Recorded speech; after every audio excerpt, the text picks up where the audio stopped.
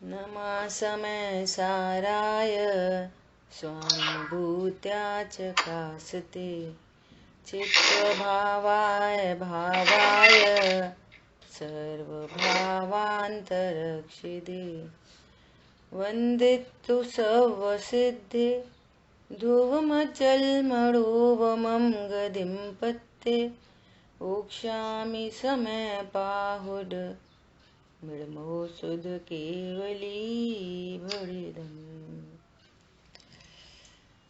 समयसार जी ग्रंथाधिराज संवर अधिकार। अब तक की चर्चा से आचार्य भगवान ने इस बात की सिद्धि कराई कि ज्ञान भिन्न है और क्रोधादि कषाय भिन्न है, द्रव्य कर्म भिन्न है, संयोग नो कर्म भिन्न है। इस बात को सिद्ध करा दिया। क्यों? नो कर्म और द्रव्य कर्म, इनमें तो स्पष्ट ही स्वरूप विपरीत है। मैं जीव हूँ, ये अचेतन है, लेकिन आत्मा में उत्पन्न होने वाले जो कषाय भाव हैं, क्रोधादि भाव हैं, इनमें भी स्वरूप विपरीतता है। इसलिए ये भी ज्ञान से न्यारे हैं। अब देखो, यहाँ एक बात बहुत समझने की है कि ये मेरे से न्यारा है, ये मेरे से न्यारा है, ये मेरे से न्यारा है। ये न्यारे न्यारे भिन्न की आचार्य भगवान बात क्यों कर रहे हैं? इसलिए कर रहे हैं कि तुम इन रूप अपने को जान रहे हो, ठीक है। इसलिए उनकी तो की नास्ती। अब सबसे बड़ी बात ये है, तो फिर मैं कौन हूं? अवस्थी चाहिए, ठीक है। मैं शरीर नहीं हूं, फिर मैं कौन हूं? संयोग मेरे नहीं है, तो फिर मेरा क्या है? खाली डिब्बा हूं। कषाय मेरा स्वरूप नहीं है, तो फिर मेरा स्वरूप क्या है? समझ आई बात? मैं शरीर नहीं हूं, तो मैं कौन हूं? मैं जीव हूं, आत्मा हूं, जो कहना है। तो फिर मेरा कौन है? नौकर मेरे नहीं है, तो फिर मेरा कौन है? मैं अनंत गुण संपन्न हूं, गुण है मेरे। मैं क्रोध नहीं करता, तो फिर मैं क्या करता हूं? कि मैं जानता हूं। उन सब की नास्ती और यहाँ अपनी अस्थि। अकेली नास्ती से कुछ नहीं बनता,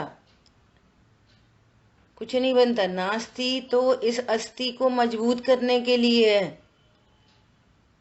तो अब भिन्नता की बातें बहुत हो गई। अब मैं कौन हूं? मेरा क्या स्वरूप है? बात ये चाहिए। आ गई बात समझ में?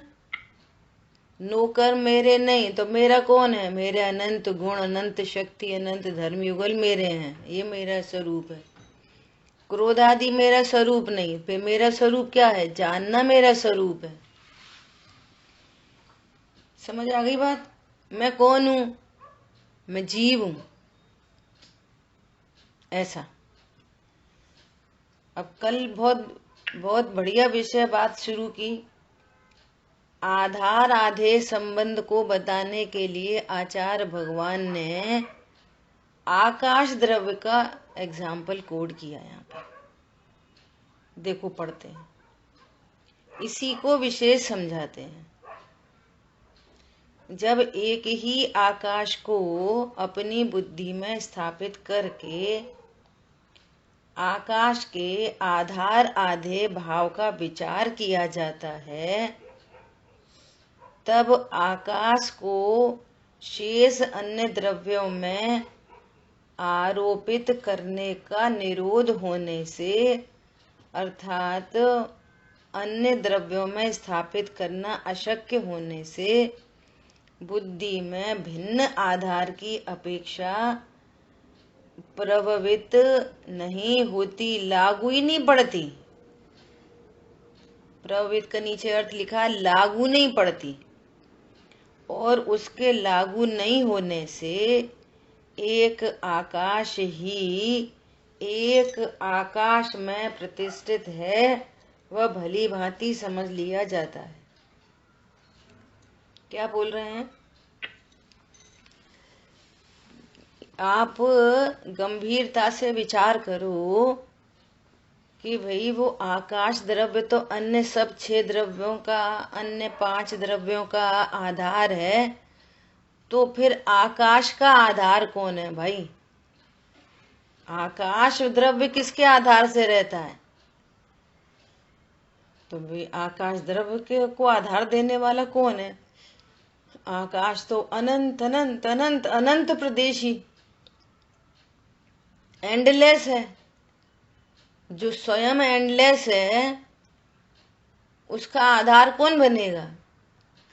फिर उसका आधार बनने वाला फिर उससे भी बड़ा कोई एंडलेस चाहिए। तो ऐसा तो कुछ सर्वज्ञ भगवान के ज्ञान में दिखाई नहीं कि आकाश द्रव्य को किसी ने आधार दे रखा हो। समझ में आ रही है बात? इससे क्या सिद्ध हुआ? आकाश द्रव्य अपने आधार से है, और जब आकाश, इतना बड़ा आकाश द्रव्य अपने आधार से रह सकता है, तो फिर अन्य द्रव्य सब अपने अपने आधार से नहीं है। देखो जिन शासन की स्यादवाद की विशेषता कितनी गजब है। आपको स्यादवाद समझना है ना? किसी अपेक्षा से कथन करते हैं और उस अपेक्षा की कथनी से हमारे राग द्वेष मिटते हैं। हर अपेक्षा से वस्तु स्वरूप की प्राप्ति होती है। जब आकाश द्रव्य को अन्य 5 द्रव्यों का आधार कहा, तो ये जीव ऐसा मानता है कि मेरे आधार से सब लोग रहते हैं। हम घर के बड़े हैं ना भैया, सब पत्नी बच्चे दुकान मकान सब मेरे आधार से रहते हैं। वो आए थे बेचारे, दर दर भटक रहे थे, हमारे रिश्तेदार थे, तो फिर उनको स्थान हमने दिया अपने घर में, हमने रखा उन्हें। तो कहेंगे कि भैया तुमने क्या रखा? सब जीवों को, पुद्गल को, धर्म अधर्म काल को रहने का स्थान आकाश द्रव्य देता है कि तुम देते हो? तो ऐसा आकाश द्रव्य आधार है, ऐसा कहने पर भी अहंकार मिटता है, दीनता मिटती है। हमने दिया स्थान, तुमने दिया, आकाश द्रव्य ने दिया, ऐसा उसका भाव ये है। समझ आई बात? और फिर कोई वही टिका रहे। तो अब आचार्य भगवान कह रहे हैं कि भैया आकाश द्रव्य को किसने आधार दिया है? अब देखो इस बात को समझने का कितना लाभ है, कितना लाभ है कि सारी वस्तुएं अपने अपने आधार से रहती हैं। सारी वस्तुएं विश्व में सबका अपना क्रमबद्ध स्वतंत्र परिणमन है। किसी अन्य के बिना आधार के, बिना आधार के निमित्त नैमित्तिक संबंध बन रहे हैं, घनिष्ठ, वो एक अलग बात है। अब देखो सुप्रसिद्ध एग्जाम्पल है। क्या एग्जाम्पल है? कि सुर सुंदरी और मैना सुंदरी किनकी पुत्री थी? उनके पिताजी का क्या नाम था? ऋषभ कुमार।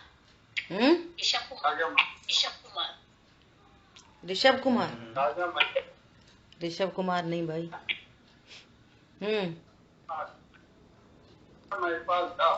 राजा महिपाल। ठीक है, मेरे को मिस हो रहा है, जो भी देखना।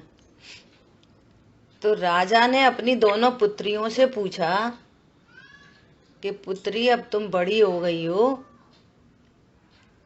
तुम बताओ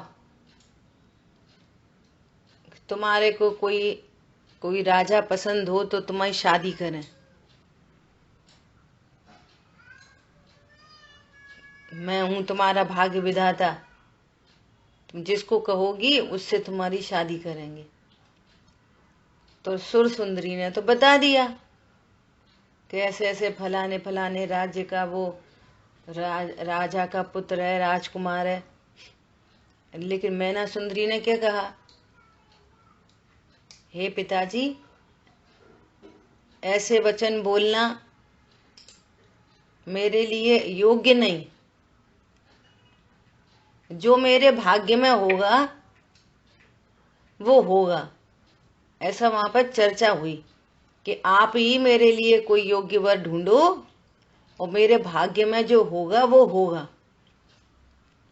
अब ये वाली बात उनको खटक गई कि तेरे भाग्य में जो होगा वो होगा कि मैं करूंगा वो होगा।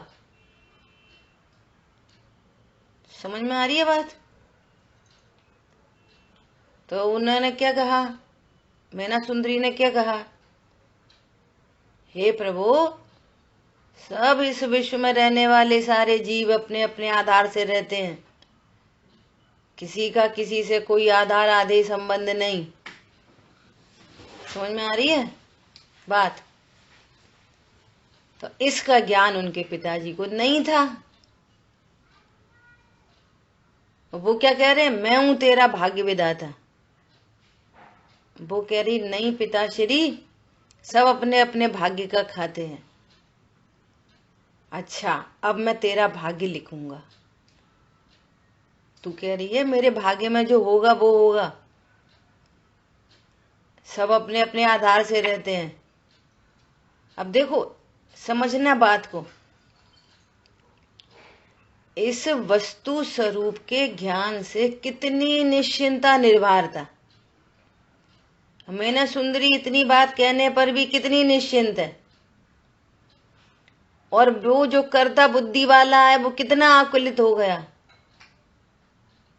अब ढूंढ लिया, क्या ढूंढ लिया, बुद्धिपूर्वक ढूंढ लिया। वर्तमान योग की कहानी तो ऐसे ही लिखी जाती है, उसको द्रव्यान योग से पढ़ो कि उनके राजा ने ढूंढ लिया, पिताजी ने,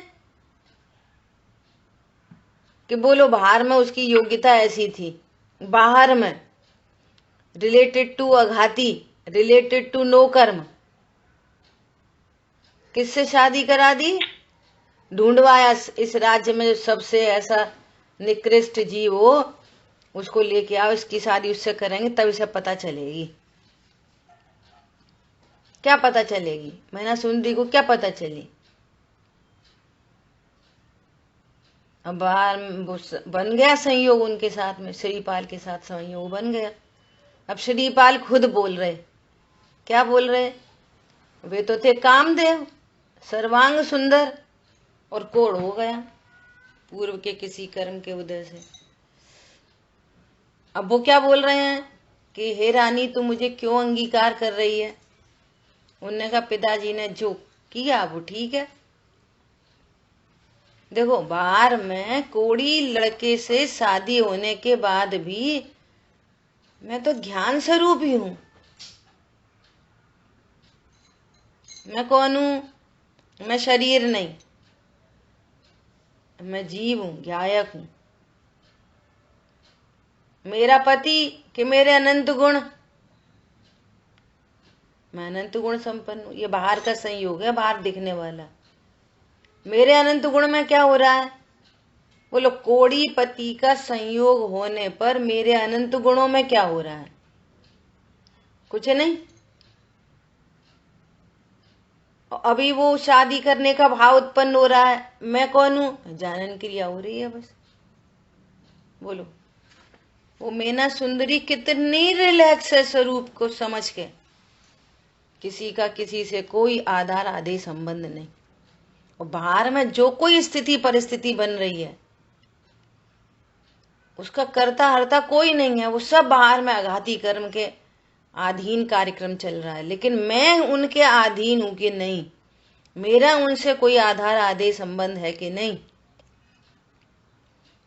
वो संयोग रूप से स्वीकार कर लेती है, संयोग है, क्या फर्क पड़ता है। और फिर सारी कहानी चलती है। अब बोलो, और कोड़ मिट जाता है, सर्वांग सुंदर, तो अब सर्वांग सुंदर हो गए, अब तो हो गई ना उनके आधार से।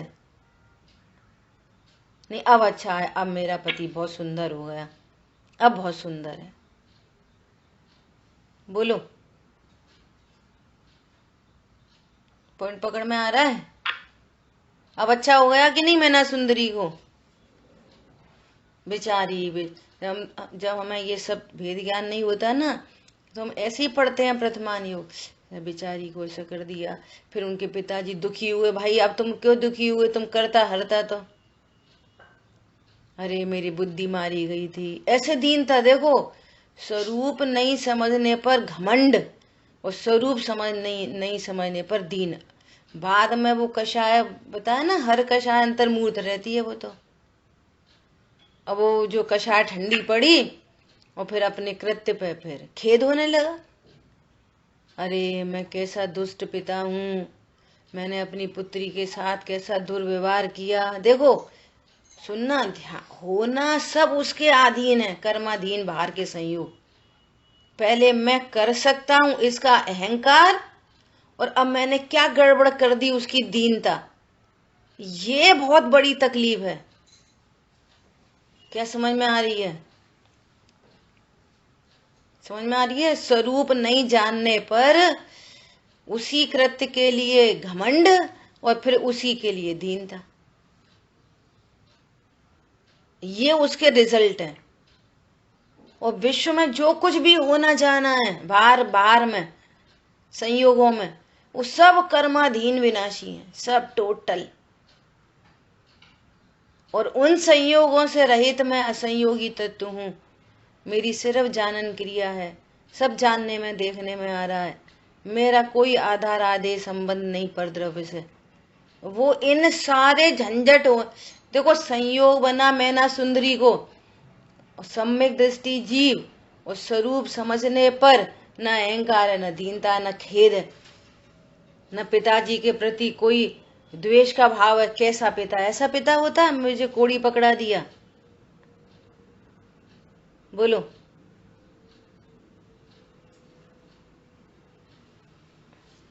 निश्चिंत परिणति। बाहर का जो कुछ है अघाती कर्म के अधीन है, परंतु वे संयोग है, मैं संयोगों के आधार से नहीं, संयोगों से मेरा कोई आधार आदेश संबंध नहीं है।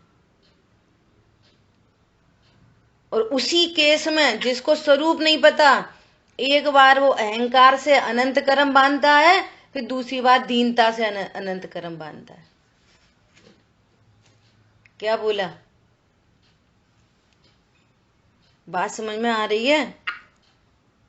एक ही केस में एक को सम्यक ज्ञान है वो रिलैक्स है, और जिसको सम्यक ज्ञान नहीं है वो टेंशन में। अब टेंशन दूर करने की विधि क्या है? सच्चा ज्ञान करो। बाहर में कुछ करें, कर सकते नहीं, कोई लाभ हानि नहीं, मेरा किसी से आधार आदेश संबंध नहीं।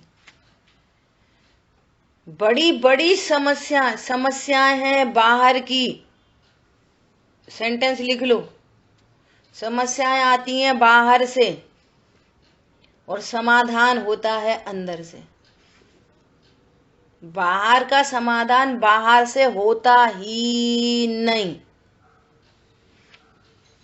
बाहर का समाधान बाहर से होता ही नहीं। कदाचित होता दिख जाए, वो कोइंसिडेंस है, पर समाधान तो हुआ ही नहीं। बोलो, समझ में आ रही है बात? कैसी स्थिति है आजकल? बोलो, इतनी विपरीत स्थिति। वही लड़का लड़की पसंद करके, खुद से ही पसंद करके लिए अपने लिए आए एक दूसरे को, और अभियाल संयोगों में ऊंचा नीचा हो जाए। अब देखो कैसी स्थिति बन रही है, आग जल रही है बाहर में। पैसे की ऊंची नीची हो जाए तलाक तैयार है, बोलचाल में ऊंच नीच हो जाए तलाक तैयार है। अब कह रहे हैं कि युवा पीढ़ी डिप्रेशन में क्यों है? क्यों है डिप्रेशन में युवा पीढ़ी? घर घर में डिप्रेशन क्यों है? घर घर में हैरानी परेशानी क्यों है? बोलो। मेरा आधार, वो आधार हिलता सा दिखता है, शेषनाग।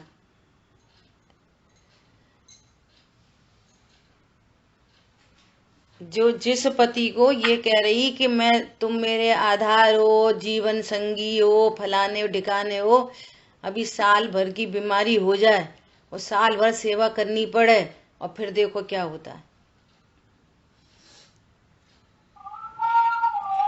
बहुत विचित्रता है। और मैं जीव हूं, सामने वाला भी जीव है। मैं ना सुंदरी कोड़ी नहीं देख रही पति को, जीव देख रही है, जीव है।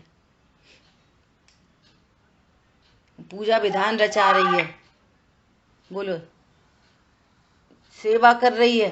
अरे वो कह रहा है तुम मत छुओ हमको, तुम में भी कोड़ हो जाएगा। वो अपने को अस्पर्शी देख रही है। वो अपने को क्या देख रही है? मैं अस्पर्शी हूं, अपने शरीर को ही नहीं छूती, तुमको क्या छूती हूं। बोलो, कितने समाधान है अंदर। और कोड़ होएगा तो कर्माधीन होएगा कि छूने से हो जाएगा किसी को? बोलो। अस्थिर नाम की प्रकृति उदय में आएगी तो कोड़ होएगा कि वैसे ही हो जाएगा? कर्माधीन नहीं होगा। बोलो। कोरोना किसी को छूने पे, ओ भैया अपने सगे मर रहे जी रहे, मरते जीते रहो अपने सगे। उनके पास गए और हमें कोरोना हो गया तो तुम मरते जीते रहो। बोलो, इतने खोटे परिणाम किधर से आते हैं? जो अपने को देह रूप अनुभव करता है, जो अपने को संयोग रूप अनुभव करता है, और जो अपने को जीव जानता है, वो मेरा किसी से आधार आधे संबंध नहीं, ये उसका द्रव्यान योग से उसका स्वरूप है, यहां से स्वरूप है। पंडित साहब ने समवशरण यहाँ पर रखी है पुस्तक। समवशरण स्थिति में क्या लिखा है? वो जैसे ही भगवान को अनंत दशा प्रकट हुई तो देवों ने तुरंत कमल की रचना की। तो भगवान कमलासन पर विराजमान हुए कि नहीं हुए? बोलो, पंडित साहब ने लिखा है, अंतरिक्ष जिन राज विराज अपने ही आधार। कमल आसन के आधार से नहीं विराजे अरंत भगवान, अपने आधार, कमल आसन को छूते भी नहीं है, उससे ऊपर अंतरिक्ष में विराजे हैं। कौन? अनंत भगवान। अब क्या मैसेज दे रहे हैं? मानो दर्शाते हम सबको, हमें मैसेज देते हैं। वो क्या मैसेज दे रहे हैं? पर आश्रय दुखकार, इससे मैसेज मिल रहा है। पंडित साहब की रचना में बहुत गजब गजब की चीजें लिखी हैं। डुरते 64 चमर कहत हैं, निज पद ही है सार। बड़ी बड़ी विभूतियां झुकने लगी, बड़े विश्व की बड़ी बड़ी विभूतियां भगवान के चरणों में झुकने लगी, 64 चमर झुकने लगे।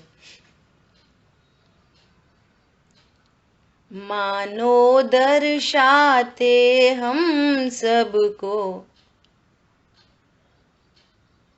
निज पद ही है सार। जो अपने प्रभुवर को झुकते वे होते भव पार। 64 चमर क्या कह रहे हैं? विश्व की बड़ी बड़ी विभूतियां भगवान के चरणों में क्यों झुक रही हैं? कि जो अपने प्रभुवर को झुका उसके लिए सारी दुनिया झुकती है। और जिसे हम झुकाना चाहते हैं वो कभी नहीं झुकते। प्रेशर में आके झुक जाए तो पीठ पीछे क्या क्या बोलते हैं।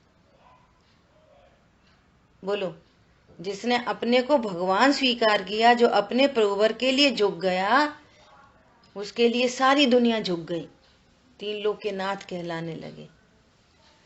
और जो निज पद पर झुकता है वो भव पार होता है। इसलिए कल मेरे को ये बहुत विचार चला कि जिनवाणी में चर्चाएं सब तरफ से हैं, सब तरफ से चर्चाएं। कर्म फिलॉसफी जान लो आप कि भैया इस कर्म के उदय में ऐसा, इस कर्म की अभाव होने से ऐसा, इस कर्म के बंद विक्षुप्ति, इसकी छपना, इसका ये, इसका वो, उत्कर्षण अपकर्षण संक्रमण। 3 लोक का नक्शा समझ लो। मध्य लोक इतने योजन का, वो इतने योजन का, सुमेरु पर्वत इतना, नरक इतने, स्वर्ग इतने, वैमानिक, और फिर अनुत्तर, अनुदेश, फिर सर्वा सिद्धि। समझ लो इससे क्या लाभ मिलेगा? इतना लाभ मिलेगा, पाप से बच जाओगे। उपयोग इधर लगेगा ना तो उतने पाप से बच जाओगे। और एक मैं भगवान आत्मा हूं ऐसा जान लिया, हमें कुछ कर्म फिलॉसफी नहीं पता। कर्म अपने आप उपशम होंगे, सबकी निर्जरा चलती जाएगी।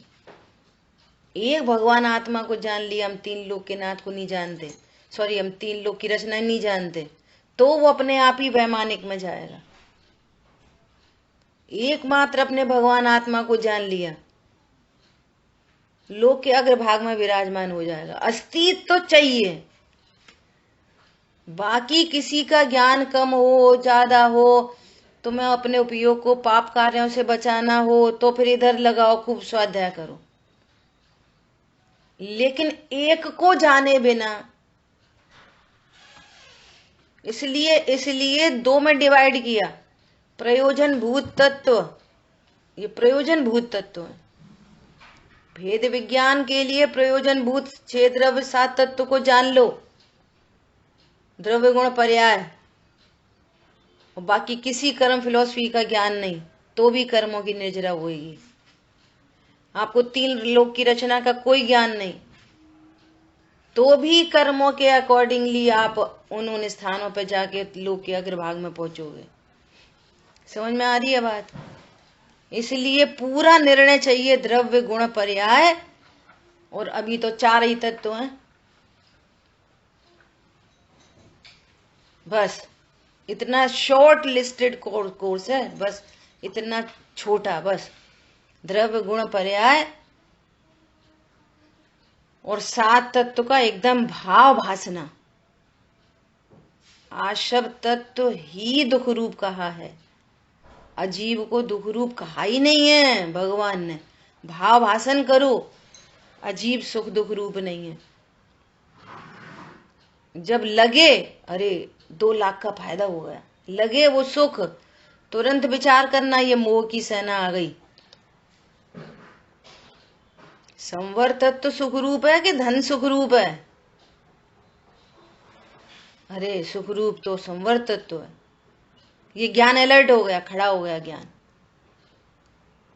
इसका नाम अभ्यास है। वो अनादि के अभ्यास से कुछ कुछ लगेगा, आप अपने ज्ञान को अलर्ट रखो। भैया हमारे पिताजी ने हमारे साथ अच्छा नहीं करा, क्या नहीं करा? हमें बंटवारा नहीं दिया। निर्णय करो, मैं धन के आधार से नहीं, मेरा आधार आदि संबंध किससे है? मेरे से ही। या कषायों से आधार आधे संबंध नहीं तो फिर पिताजी से और धन से। बोलो, 40 लाख रुपया मिल जाए, 50 लाख रुपए फायदा, और नहीं मिले नुकसान। इधर से पंडित साहब ने लिखा है ज्ञान सर्व समाधान कारक है, ज्ञान से समाधान होगा। और जिसको ये वाली बात पता नहीं ना, अब नीति के 50 उपदेश दो, कर्म फिलोसफी का ज्ञान करा, भैया अपने उदय में ही नहीं था। हमारे उदय में नहीं था, हमने स्वाध्यायियों को सुना है ऐसा बोलते, हमारे उदय में नहीं था। उन्हें तो समझ होनी चाहिए, उनको तो न्याय करना चाहिए, समाधान नहीं मिल सकता। इतनी महान गाथा है ये।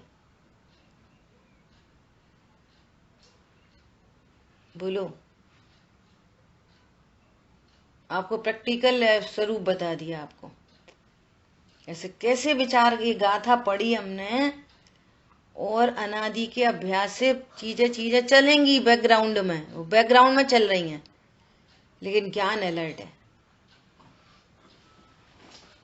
मैं किसी के आधार से नहीं, कोई मेरे आधार से भी कोई नहीं, किसी की अधीनता पर अधीनता मत करो, मेरे आधार से भी कोई नहीं। पॉइंट समझ में आ रहा है? कितनी निश्चिंता का मार्ग है।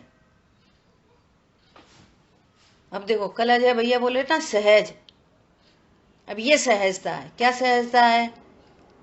कि कोड़ी से शादी हो गई, सहजता है, होने योग्य हुई है, अयोग्य तो हुई नहीं, कोई पिताजी ने तो नहीं करा दी, उनके संयोग में ऐसा नहीं होना था तो पिताजी कैसे करा देते। ये हर परिणमन में सहजता, हर परिणमन में सहजता।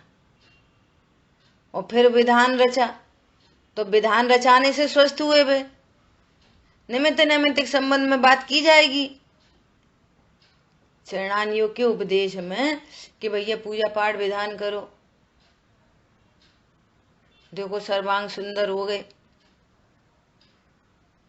ये बिल्कुल स्थूल मिथ्या दृष्टि जीवों के लिए ऐसे उपदेश दिए जाते हैं।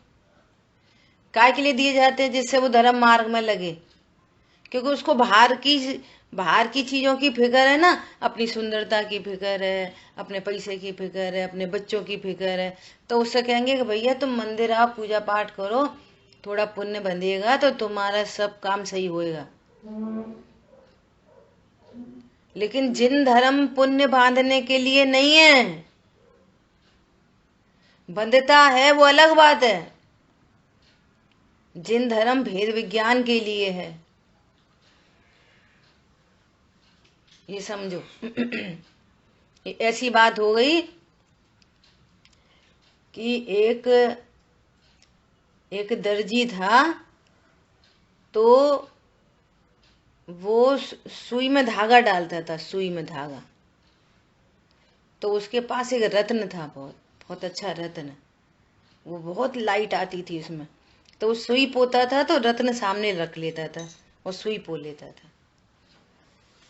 तो किसी व्यक्ति ने देखा कि ये क्या है, इसके पास तो इतना बड़ा कीमती कोहिनूर हीरा है, ये क्या करता है?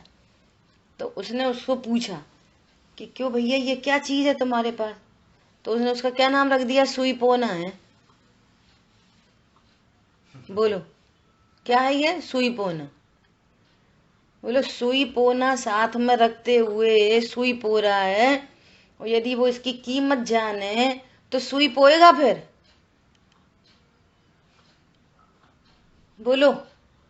ऐसे हमने जिन शासन को पुण्य बांधने के काम समझा तो तुमने सुई पोना समझ लिया, इतनी बड़ी गलती कर दी। क्या बोला? सुई पोना है तुम्हारा वो। भैया मंदिर जाओ, पूजा पाठ करो, स्वाध्याय करो, थोड़ा पुण्य बनेगा, पुण्य बनेगा। जिन शासन पुण्य बांधने के लिए है। स्वर्ग में मुसलमान भी जाते हैं, कोई जैनियों की वहां पर कोई वो ठेकेदारी नहीं है।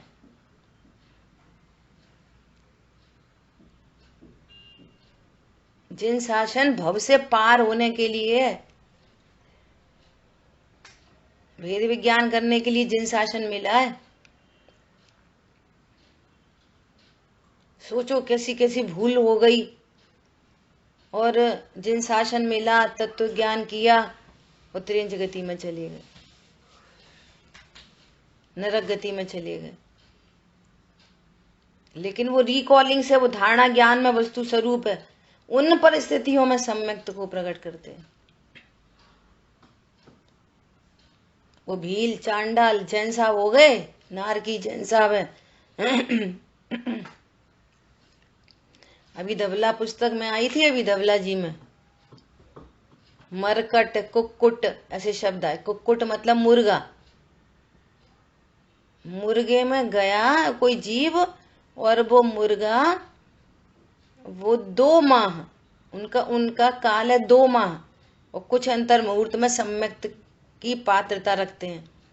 बंदर 2 महीने में ही सम्यक दर्शन, कुछ अंतर मुहूर्त बाद सम्यक दर्शन प्रकट करने की पात्रता रखते हैं, और सम्यक दृष्टि हो गई। मनुष्य गति का जीव 8 वर्ष के बाद वे तो और सिर्फ 2 महीने में सम्यक प्रकट कर सकते हैं। और नारकी जीव अंतर मुहूर्त में, पैदा होते से ही 3 अंतर मुहूर्त के बाद, देवगति में सिर्फ 3 अंतर मुहूर्त के बाद सम्यक प्रकट कर लेते। स्वयंभू रमण के सम्मूर्छन जीव, वो भी अंतर मुहूर्त में 3 अंतर मुहूर्त के बाद सम्यक दर्शन प्रकट करने की पात्रता रखते हैं। बोलो, सबसे लेट गर्भज मनुष्य ही 8 साल के बाद सम्यक की पात्रता रखते हैं। कौन? जिनको जिन शासन मिला, जिनने उसको सुई पोना नहीं बनाया, तत्व ज्ञान में उपयोग लगाया।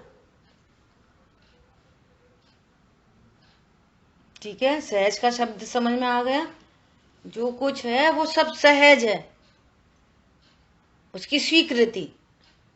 अब ये तो प्रथमान योग में, अन्य में इसका कारण वो, उसका कारण, ऐसे ऐसा निमित्त की तरफ से बहुत कथन किए जाते हैं, इसका कारण वो, उसका कारण वो।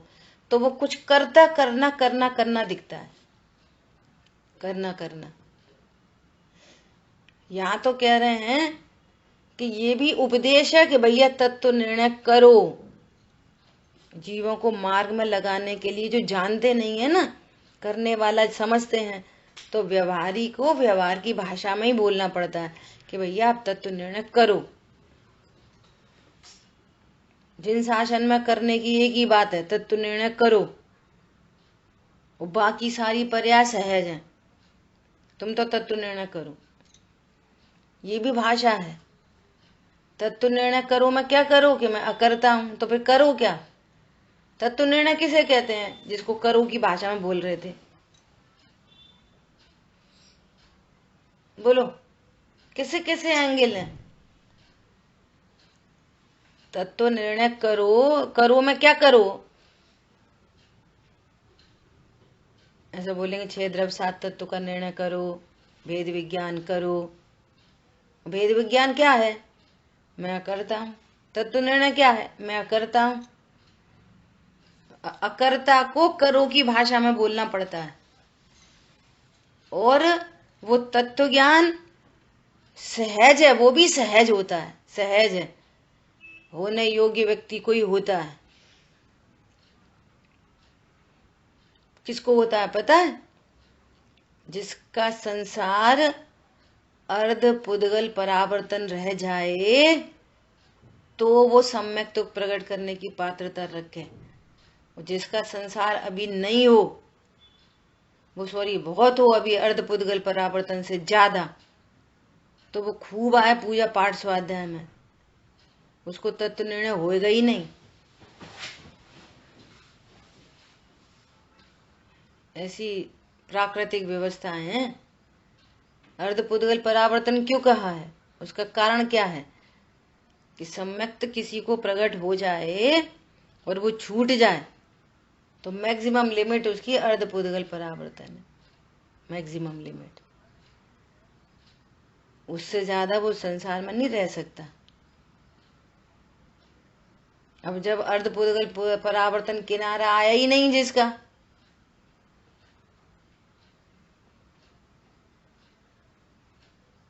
ऐसी बात है। ठीक है, तो क्या बोल रहे हैं? एक आकाश ही, एक आकाश में ही प्रतिष्ठित है, ही लगा दिया दोनों तरफ से। एक आकाश में ही प्रतिष्ठित है, यह भली भांति समझ लिया जाता है। आचार्य देव गारंटी कर रहे हैं, ये भली भांति समझ लिया जाता है। किसके द्वारा? भव्य जीवों के द्वारा। किसके द्वारा? जिसकी योग्यता पक गई होगी उसको। समझ आ रही बात? वहां तो वस्तु स्थिति ऐसी है, वस्तु में तो कुछ करना ही नहीं है। ये स्वरूप हमारे ज्ञान में समझ में आए, जिसकी योग्यता पकेगी उसकी ज्ञान पर्याय की, तो वो स्वरूप को समझ लेगा, प्रसन्न हो जाएगा, आनंदित हो जाएगा। और इसलिए ऐसा समझ लेने वाले को पर आधार आधेयत्व भासित नहीं होता। एट द रिजल्ट, मैं किसी के आधार से हूं, कोई मेरे आधार से है, तो मैं मेरे आधार से रहना चाहिए। हम घर के बड़े हैं, तुम छोटे हो। न मेरे के आधार से कोई है और न मेरा किसी को आधारित वो है कोई आधारेध्यत्व भासित नहीं होता। न मैं किसी के आधार से, न कोई मेरे आधार से, भासित ही नहीं होता। स्पष्ट पता चल गई। एक द्रव्य दूसरे द्रव्य के आधार से नहीं, एक तत्व दूसरे तत्व के आधार से नहीं। और सुनना ध्यान से, ज्ञायक ज्ञान के आधार से नहीं और ज्ञान ज्ञायक के आधार से नहीं। ये सबसे सूक्ष्म बात है। क्यों? ज्ञायक तो सदा है एक रूप, और वो सदा है, और उसके आधार से ज्ञान होता है अगर, तो फिर एक जैसा ज्ञान होना चाहिए। ज्ञायक वही का वही है, और ज्ञान में गे बदलते रहते। अब जो भी ज्ञान में गे बदले, ज्ञायक तो ज्ञायक ही रहता है, स्वरूप बनता है। समझ आ गई बात? अब देखो कितने आनंद की बात है। ज्ञान में कोई गे बने,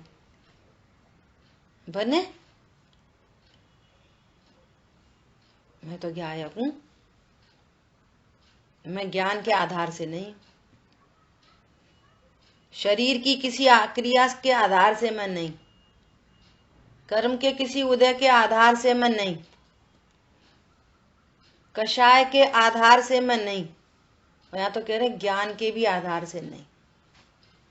यहाँ आचार्य भगवान ज्ञान को बीच में इसलिए ले रहे हैं क्योंकि इनकी नास्ती करानी है। वो जो यहाँ पर आया वो यहाँ पर आ ही गया, इसमें कोई ऐसी भिन्नता भी नहीं है। कथनचित भिन्न है, कथनचित अभिन्न है। समझ आ गई बात? ज्ञान बीच में क्यों लिया? इन सब की नास्ती करने के लिए। तो ज्ञान लक्षण से अपनी अस्थि होगी और ज्ञान लक्षण से ही पर की नास्ती होगी। क्या बोला? ज्ञान लक्षण से ही अपनी अस्थि, लक्षण से लक्ष्य प्रसिद्ध होगा, और ज्ञान लक्षण से ही इनकी नास्ती होगी, क्योंकि जिनमें ज्ञान नहीं है वो मैं नहीं हूं। बीच में ज्ञान लक्षण है। ज्ञान लक्षण से ही पर की नास्ती हुई और ज्ञान लक्षण से ही स्व की अस्थि हुई। और ज्ञान ही काम करने वाला है और ज्ञान ही लक्षण है, इसे कोई बहुत दूरी नहीं है। ये सब जानने का काम कौन करेगा? कि ज्ञान, छायोपशमिक ज्ञान, ये संगी पंचेंद्री। और किसको जानेगा? कि लक्षण को। तो स्वयं का ही सामान्य लक्षण उपयोग, जानन स्वभाव, तो स्वयं से स्वयं को जानेगा, और स्वयं से स्वयं को जानेगा, लक्ष्य प्रसिद्ध हो जाएगा। और जिसमें ज्ञान नहीं है वो मैं नहीं हूं, उन सब की नास्ती हो जाएगी। एक ज्ञान लक्षण से दोनों काम होंगे।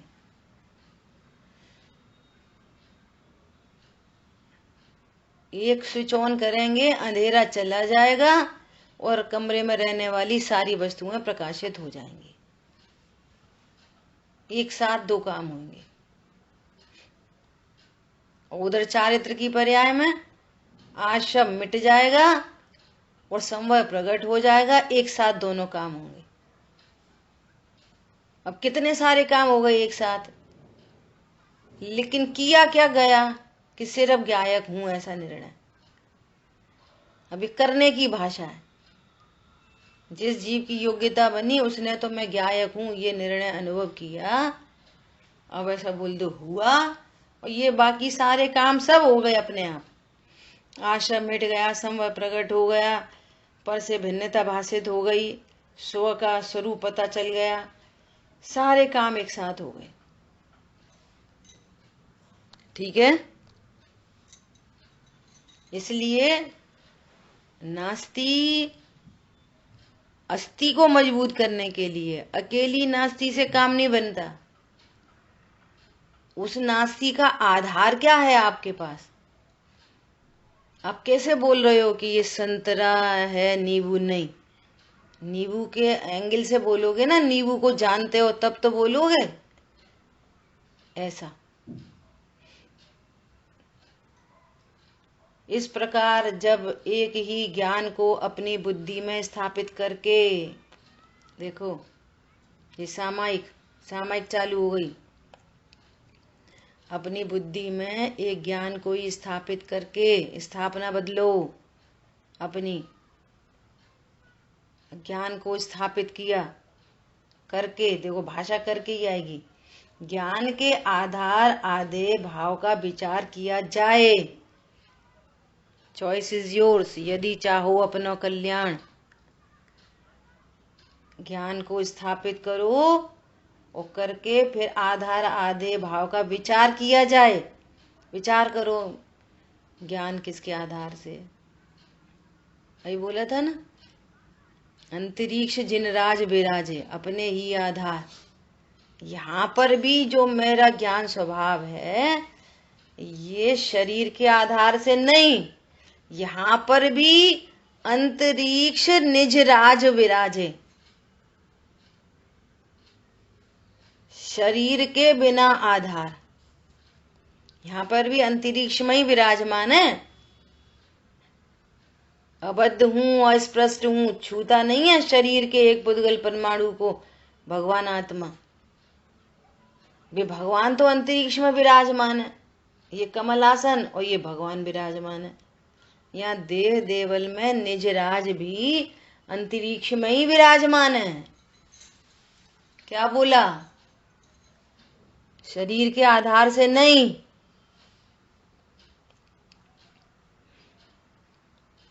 पर्याय में अपनी दशा, अपनी दशा, अपनी पर्याय, अपनी पर्याय। क्या है मेरी पर्याय? भजन बने हैं बहुत सारे ऐसे। देखा जब अपने अंतर में कुछ और नहीं, भगवान हूं मैं। बताओ फिर आगे की लाइन क्या लिखी है? पर्याय भले ही पामर हो, अरे पर्याय मेरी भी जानन क्रिया। क्या है मेरी पर्याय? पर्याय ये देखते रहोगे, पर रागादि को पर्याय देखते रहोगे तो भगवान नहीं दिखेगा अंतर में। क्या बोला? पर्याय में भी जानन क्रिया, पर्याय में भी मैं शुद्ध रहा। पर्याय में भी शुद्ध हूं, जानन क्रिया में भी शुद्ध हूं। और वो दूसरी, वो मेरी पर्याय नहीं, वो आश्रम तत्व है, वो अजीब तत्व है, ये अध्यात्म है। ये समझ में आ रही है बात? नहीं आ रही है?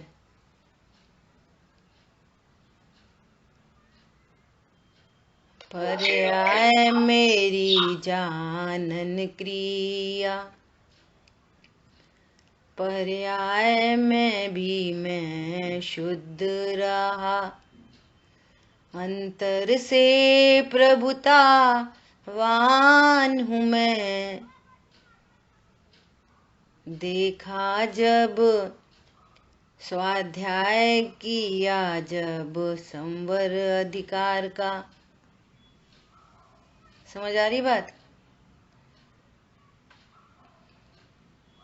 देखा जब अपने अंतर में, क्या हूं मैं? कुछ और नहीं, किसी के आधार से नहीं, निराधार हूं मैं। पर्याय में भी जानन क्रिया, अंदर से शुद्ध शुद्ध महान हूं मैं। द्रव्य से भी महान हूं, पर्याय भी मेरी गजब है। और वो मेरी पर्याय नहीं है। आश्रव आश्रव में है, क्रोध की क्रिया क्रोध में है, क्रोध का क्रोध से आधार आधे संबंध है, शरीर का शरीर से आधार आधे संबंध है, जानन क्रिया का जानन क्रिया से आधार आधे संबंध है, और भगवान आत्मा का भगवान आत्मा से आधार आधे संबंध है। पर्याय में भी ज्ञाता, जड़ की मिटी कहानी। पर्याय में कैसा हूं? अभी वर्तमान में, अभी अभी अभी पर्याय में कैसा हूं? अभी तो अपन पर्याय में तो अपन अभी दीन है, हीन है, पामर है, रागी है, द्वेषी है, अभी पर्याय में। अब तुम कल फिर आना, ठीक है? क्या बोला?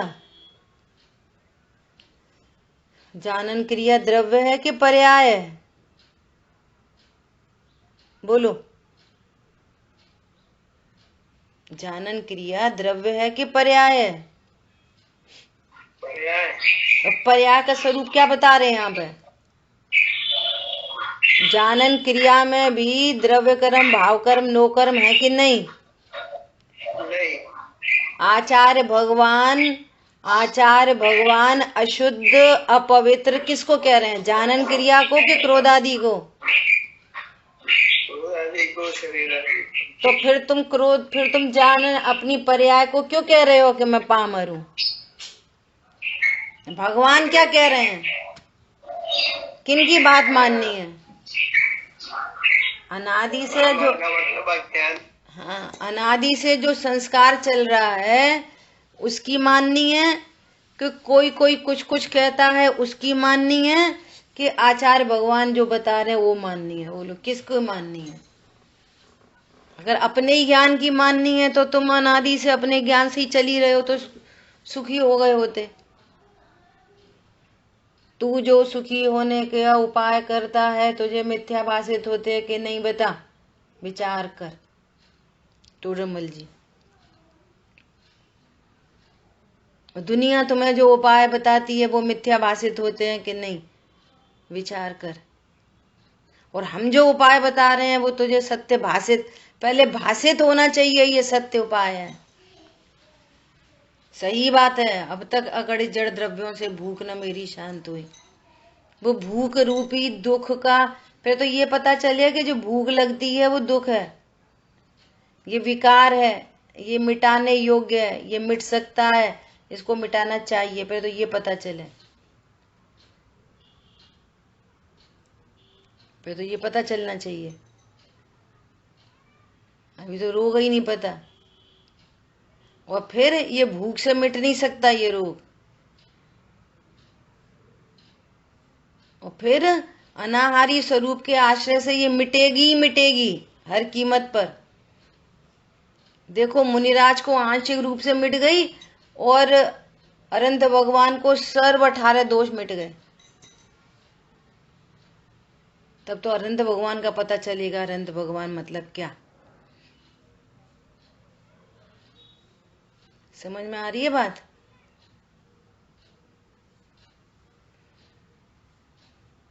क्या बोल रहे हैं? आधार आधे का विचार किया जाए तब ज्ञान को शेष अन्य द्रव्यों में आरोपित करने का निरोध ही होने से बुद्धि में भिन्न आधार की अपेक्षा लागू ही नहीं होती। अब आचार्य देव खुद कह रहे हैं विचार करो विचार करो, ये सारे कनेक्शन तोड़ दो बीच में से वायरलेस, वो कनेक्शन में भी कुछ नहीं है, वैसा कनेक्शन नहीं है तार वाला, तार काट दो। वायरलेस कनेक्शन है अज्ञानता का, वायरलेस कनेक्शन है मिथ्यात्व का, वायरलेस कनेक्शन का फल है अनंत राग द्वेष, अनंत संसार। बोलो वायरलेस कनेक्शन को कैसे काटा जाए? वो वायरलेस से ही कटेगा। और उसके प्रभावित नहीं होने से एक ज्ञान में ही प्रतिष्ठित है। यह भली भांति समझ लिया जाता है और इसलिए ऐसा समझ लेने पर आधाराधेयत्व भाषित नहीं होता, इसलिए ज्ञान ही ज्ञान में ही है और क्रोधाधिक ही क्रोधादि में है। Hence proved. क्रोध में क्रोध है, ज्ञान में ज्ञान है, शरीर में शरीर है, ज्ञान में ज्ञान है, संयोगों में संयोग है, ज्ञान में ज्ञान है, ज्ञान में संयोग नहीं, संयोग में ज्ञान नहीं। इसलिए हम न किसी के, कोई न हमारा। जब शरीर हमारा नहीं, जहाँ देह अपनी नहीं, तहाँ न अपना कोई। बोलो अब ये भजन कितने तो गाए जाएं, ये स्वरूप पता हुए, अब गाते रहेंगे ऐसे ही, हम ना किसी के, कोई ना हमारा, तो ये समझ में आएगी मैं स्त्री हूँ, ओ भैया कोई नहीं, पत्नी बच्चे पति वती कोई अपने नहीं, ये ऐसे कोई ना हमारा। झूठा है, सब मतलब के साथ ही है, द्वेष उत्पन्न होता है। इस तरीके से द्वेष उत्पन्न होता है पर द्रव्यों से। सही बात है, ये तो एकदम बेकार आदमी है, कर करके मर गए, ये अपने नहीं हो सकते, ऐसे द्वेष उत्पन्न होता है। ये भेद ज्ञान नहीं है, ये राइट अप्रोच नहीं है। मैं ज्ञान स्वरूपी हूं, ये देह मेरा नहीं है। यहाँ तो कह रहे हैं क्रोधादि मेरे नहीं है, यहाँ तो कह रहे हैं वो ज्ञान में नहीं हूं, मैं तो ज्ञायक हूं। वहां पहुंचना ऊपरी सीढ़ी तक। अब दुनिया का कोई व्यक्ति तुम्हें मोह उत्पन्न नहीं करा सकता। तब आचार्य भगवान लिख रहे हैं अखिल विश्व के रम्य भोग भी मोह नहीं उपजा सकते, क्रोध नहीं उपजा सकते, मान नहीं उपजा सकते, मायाचारी नहीं उपजा सकते, लोभ नहीं उपजा सकते। समझ आई बात? कल परसों आखिरी बात बोल रहे, टोडरमल स्मारक में गोष्ठी चल रही है, उनके 10 वर्ष पूरे हो गए, ऊपर का मंदिर बने हुए, तो उसकी एनिवर्सरी मना रहे। तो वहां कहा कुछ बहुत 8-10 है ना शास्त्रीय विद्वान को बुलाया उन्होंने और उनसे पूछा कि बोलो आप शास्त्र, लोग कहते हैं शास्त्री करके क्या होता है, शास्त्री करके क्या होता है, तो उन्होंने पूरा बताया कि भैया शास्त्री से क्या होता है, कितना रिलैक्स, कितनी शांति, कितनी निर्भरता, और फिर वो पुण्य सहज बन जाता है, और बाहर में प्रतिष्ठा, व्यापार धंधे चल रहे जबरदस्त।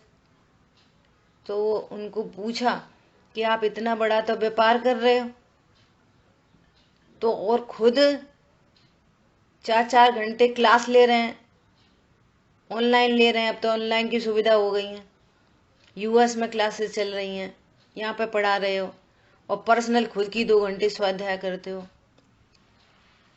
तो आपका ये सब कैसे मैनेज हो जाता है, इतना बड़ा व्यापार और इतने सारी स्वाध्याय। तो कह रहे हैं ये ज्ञान ही सर्व समाधान कारक है, सब मैनेज हो जाता है, हमारी प्रायोरिटी सेट है, उसी समय पर स्वाध्याय का टाइम हो, और वही समय किसी किसी क्लाइंट से मीटिंग का हो तो हम मीटिंग कैंसिल करते हैं, स्वाध्याय कैंसिल नहीं करते। क्या बोला? हमारा जीवन बाहर में तो ये सब जो कुछ है वो कर्माधीन विनाशी है, लेकिन हमारा जीवन एकमात्र आत्मानुभूति और तत्व प्रचार, हमारे दो ही उद्देश्य है हमारी लाइफ के।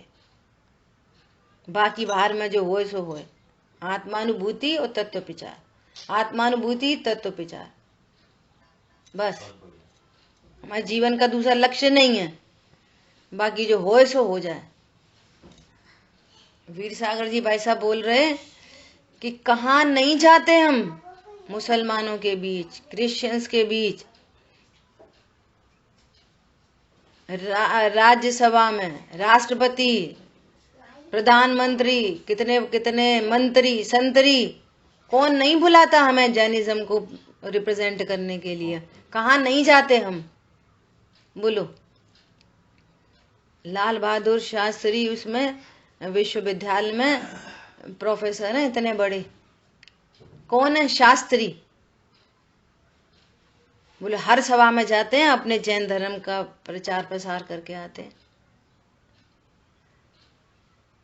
बोले जगह खाली है यहाँ पे, लोग डिमांड करते हैं कि हमें जैनिज्म पढ़ाने वाला चाहिए। बोलो हमारे जीवन का लक्ष्य क्या है? स्वाध्याय, तत्व निर्णय, बस। और तीसरा कुछ नहीं। बाकी बाहर में अपने आप योग्यता प्रमाण जो होता है सो होता जाता है। अद्भुत बात है ये। ठीक है। जिन वाणी के ज्ञान से सूझे लोकालोक, सो वाणी मस्तक नमो सदा दे तुम धूप। बोलिए द्वाशांग मई जिनवाणी माता की जय हो। जय जिनेन्द्र सभी को।